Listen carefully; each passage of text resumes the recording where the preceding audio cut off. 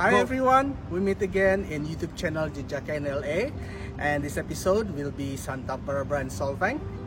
And continue to watch this video till the end, and please like, share, and subscribe. Halo teman-teman, kita bertemu kembali di YouTube channel Jejaka NLA. Episode kali ini adalah Santa Barbara dan Solvang, dan tolong saksikan terus video ini sampai berakhir, dan tolong like, share, and subscribe. Terima kasih.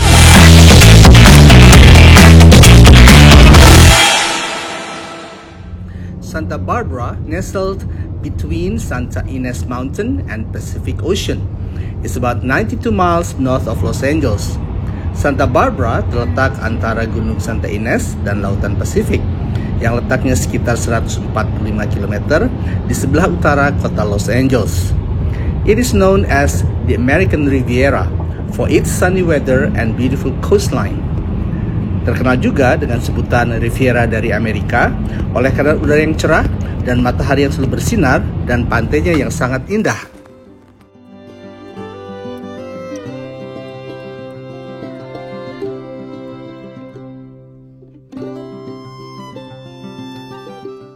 Our first stop is the historical Santa Barbara Mission.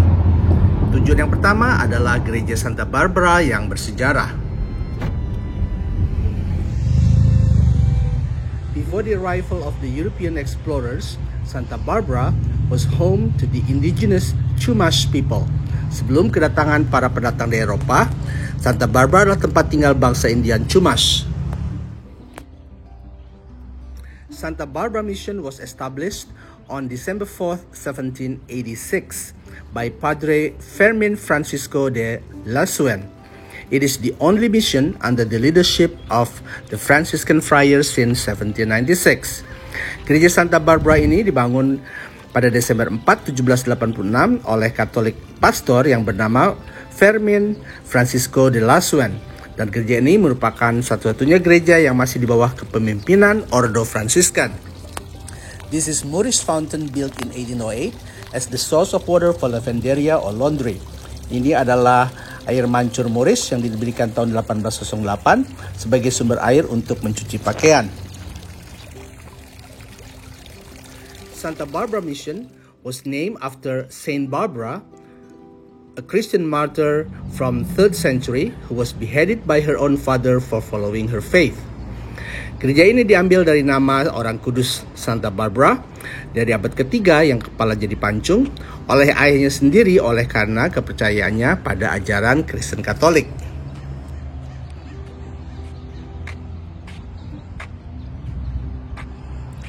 The Rose Garden is a part of 130 recognized competitive demonstrations rose garden in the US, and the garden is a part of 4 hectares Mission Historical Park. Kebun mawar ini merupakan bagian dari taman bersejarah Gereja Santa Barbara yang luasnya sekitar 4 hektar. Dan kebun mawar ini juga merupakan bagian dari 130 kebun mawar yang sering diikutsertakan dalam lomba mawar di Amerika. There are around 15 variety of roses in the park, including the beautiful buttery yellow Julia Child. Terdapat sekitar 15 jenis bunga mawar, termasuk mawar Julia Child yang berwarna kuning mentega. The church was completed in 1820 with one tower. The second tower was added in 1831, and this is the only mission with twin bell towers. Gereja ini selesai dibangun pada tahun 1820 dengan hanya satu menara lonceng. Menara lonceng kedua dibangun pada tahun 1831 dan gereja ini merupakan satunya gereja Katolik dengan 2 menara lonceng. Our next stop is Santa Barbara Courthouse. Tujuan berikutnya adalah gedung pengadilan tinggi di Santa Barbara. Santa Barbara Courthouse is a beautiful public building designed in the Spanish colonial style completed in 1929. Gedung pengadilan tinggi Santa Barbara adalah gedung yang tercantik di kota ini, di mana arsitekturnya mengambil gaya kolonial Spanyol, dan gedung ini selesai dibangun tahun 1929. The tower clock that we see is called Seth Thomas Tower Clock, which stands out in this beautiful building. Menara jam yang kita lihat disebut Menara Jam Seth Thomas yang merupakan ciri khas dari gedung tercantik ini. While it may look like a castle or a cathedral, it is a fully functional California courthouse. Walau nampaknya seperti sebuah kastil atau sebuah katedral, gedung ini adalah gedung pengadilan di California yang berfungsi penuh. The building became a state historic landmark in March 2004 and became National Historic Landmark in May 2005. Gedung pengadilan ini dijadikan salah satu lambang sejarah di negara bagian California pada bulan Maret tahun 2004 dan menjadi lambang sejarah di Amerika pada bulan Mei tahun 2005. The sunken garden often used for wedding ceremonies or other events. Kebun ini sering juga dipakai untuk pesta perkawinan kebun. From here, we are now heading towards Solvang. Sekarang dari sini kita akan menuju ke Solvang. Solvang in Danish means sunny field, and this town has a population of 5,800 people. Solvang dalam bahasa Denmark berarti padang yang cerah, dan kota ini berpenduduk sekitar 5.800 orang. In this town, we are going to take a lunch break. Dan di kota ini kita akan berhenti sebentar untuk makan siang dahulu. We choose one of the original restaurants called Solvang Restaurant, which is famous for their dessert called Eberskivel. Kita pilih Solvang Restaurant yang katanya sangat terkenal dengan makanan penutupnya yang disebut Eberskivel.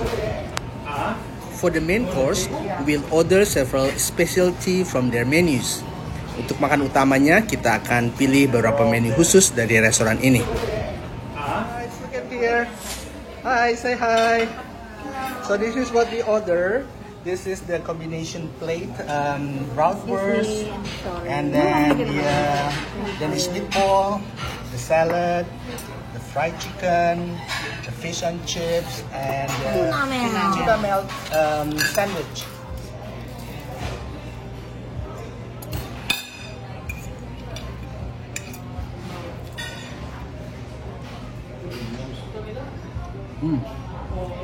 Very tasty. Very good.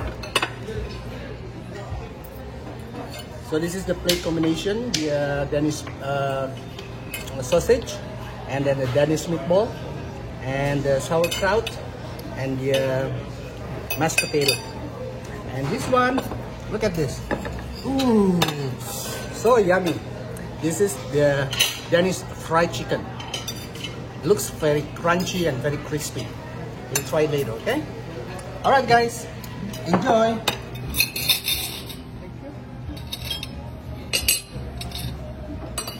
Okay, now this is the dessert. Supposed to be the very famous one. Dessert. It's called Appelskiver. Something like poffertjes in Dutch. Ini namanya Appelskiver, makanan penutup. So seperti sama dengan poffertjes ala Belanda punya, ya. Rasanya ini dipakai saus raspberry.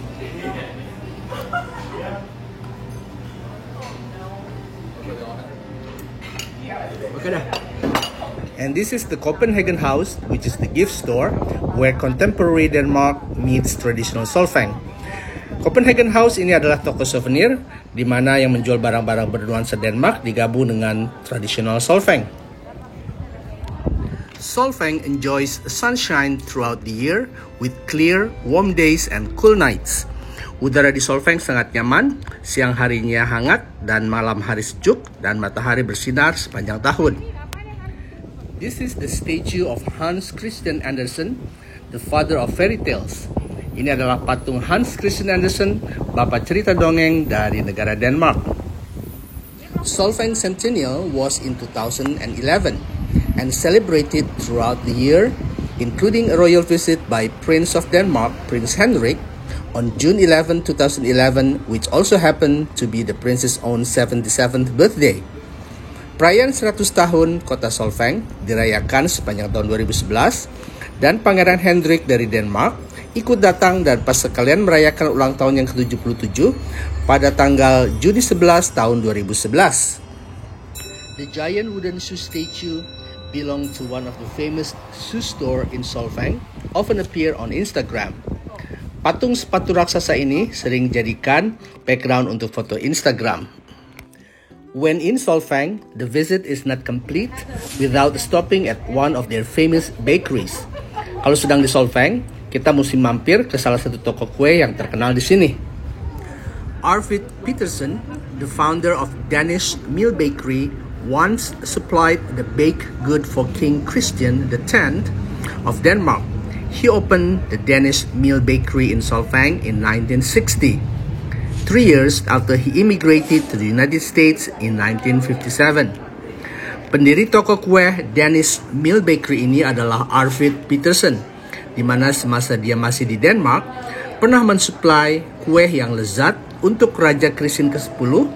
Toko kue yang di Solvang baru didirikan pada tahun 1960, 3 tahun setelah dia berimigrasi ke Amerika pada tahun 1957.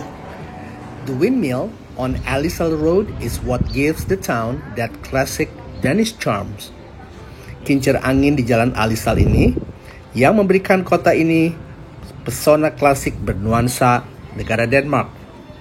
Our last stop is the Old Mission Santa Ines. Tujuan kita yang selanjutnya adalah Gereja Tua Santa Ines. Santa Ines Mission is the 19th of the 21 California missions established by the Franciscan Order. It was built in 1804. Gereja Santa Ines didirikan oleh pastor dari Ordo Franciscus dan merupakan gereja Katolik yang ke-19 dari total 21 gereja di California. Didirikan tahun 1804. Santa Ines or Saint Agnes was a devoted follower of Christ. And legend has it there were several miracles happen during her lives.